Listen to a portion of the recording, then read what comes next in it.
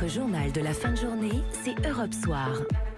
Laurent Bazin. Alors l'été arrive, c'est confirmé, et ça s'annonce tendu à l'hôpital. Ça, c'est une moins bonne nouvelle, vous allez le voir. 175 médecins hospitaliers et libéraux ont signé une pétition dénonçant, je cite, une mise en danger de la population. Bonsoir Mathias Vargon.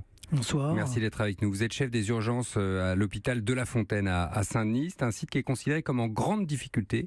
D'ailleurs, par l'agence régionale de santé d'Île-de-France, c'est loin d'être le seul en France. Mise en danger de la population. Ça semble très fort, non ? Alors, deux choses. Nous ne sommes pas en très grande difficulté par rapport à l'ensemble des autres services d'urgence. C'est-à-dire qu'on a des problèmes et il nous manque des médecins. Mais ailleurs, c'est bien pire, et notamment en Île-de-France, mais dans le reste de la France également. Tous les services d'urgence, quasiment, sauf peut-être les services d'urgence parisiens, ont des problèmes de recrutement, quasiment tous. Quant au danger de la population, en fait, c'est à nouveau une crise, mais en réalité, on est en crise permanente.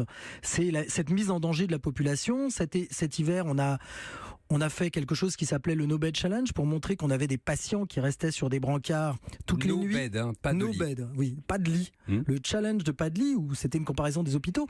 On est quasiment à 100 000 patients qui ont passé une nuit sur un brancard aux urgences. Ça, c'est de la mise en danger, mais c'est pas aujourd'hui avec cette pétition. C'est depuis fort longtemps. Je comprends. Et on arrive à la fin du système. Mais ce sera pire cet été ? Ça sera pire que l'été dernier. Tous les étés, on a des lignes de SMUR qui ferment. On a réussi jusqu'à maintenant à quasiment pas fermer de service d'urgence l'été. Là, cet été, ça c'est pire. En Île-de-France, on a encore perdu un tiers par rapport à l'an dernier de médecins. Donc à chaque année, c'est pire. En moins aux urgences. C'est-à-dire qu'il nous manquait 100 médecins l'an dernier. Cette année, il en manque 140, 145. Oui, c'est énorme. Donc c'est énorme. On a des démissions, on a des médecins qui partent en province et on a des médecins qui passent à temps partiel.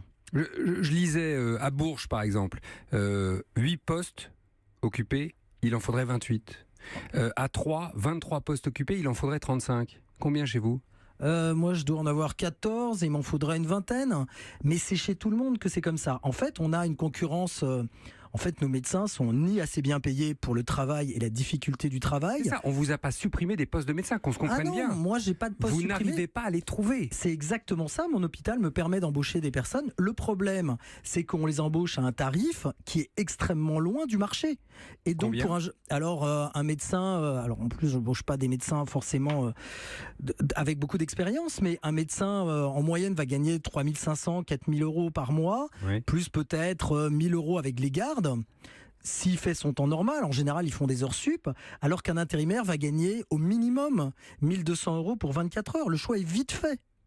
Le choix est très vite fait, avec parfois des centres où l'activité est moindre. Ça veut dire que les médecins français ne veulent plus travailler aux urgences ?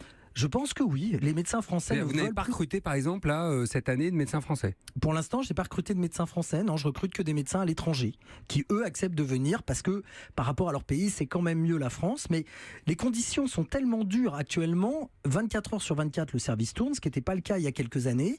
Il n'y a plus d'arrêt. On est en permanence de soins, on reçoit des patients en permanence, même dans ce qu'on appelait auparavant la nuit profonde. La dernière fois, dans mes urgences, on a reçu 40 patients entre minuit et 8 heures du matin, comme en pleine journée. Donc ça ne s'arrête plus, ça n'est plus seulement que des urgences. Donc plus personne veut faire ce boulot mal payé, dans des conditions difficiles, puisque ça ne s'arrête pas.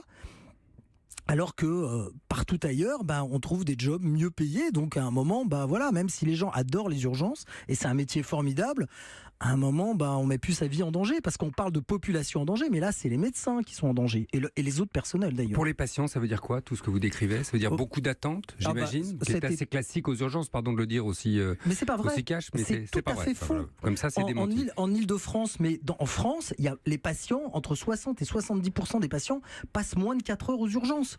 Faut arrêter avec cette attente. Si vous prenez rendez-vous chez votre médecin traitant, vous aurez un rendez-vous demain, ce qui est normal d'ailleurs. Vous allez aux urgences, au pire, vous allez attendre 4 heures, vous n'allez pas attendre demain. Donc il faut qu'on arrête de dire on attend aux urgences. D'accord. Oui, on attend. Les patients les plus graves, eux, n'attendent pas.